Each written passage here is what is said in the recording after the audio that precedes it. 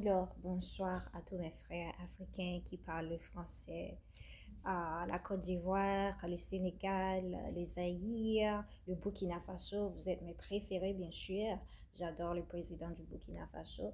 Et je ne peux pas attendre de venir visiter, bien sûr. Vous êtes mes frères. Et les anti-françaises. Et bien sûr, aussi les pays francophones, on va dire la France.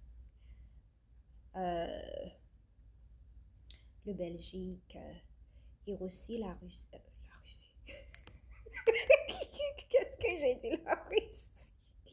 La Suisse. Je pense pas que les Suisses ils vont être contents. Si tu m'appelles les Russes au lieu de m'appeler les Suisses. Alors, aujourd'hui, nous allons approfondir plutôt en Matthieu 15, verset 1 jusqu'à 39. Qu'est-ce qu'on a compris dans ce verset? Dans cet enseignement, nous allons explorer en profondeur les vérités puissantes contenues dans Matthieu 15, de 1 jusqu'à 39.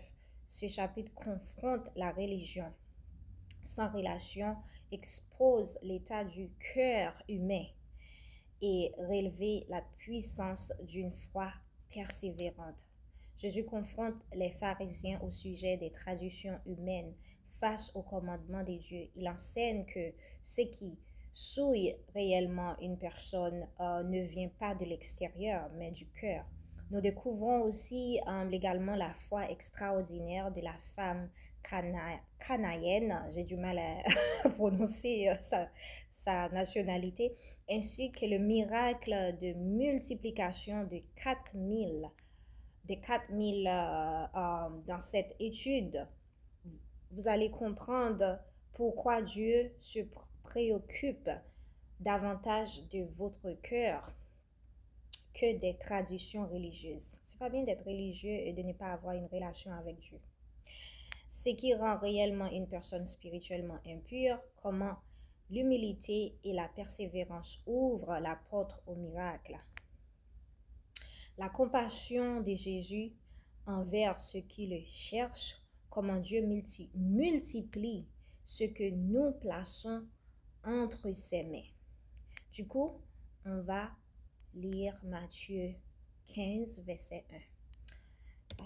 Donnez-moi quelques minutes.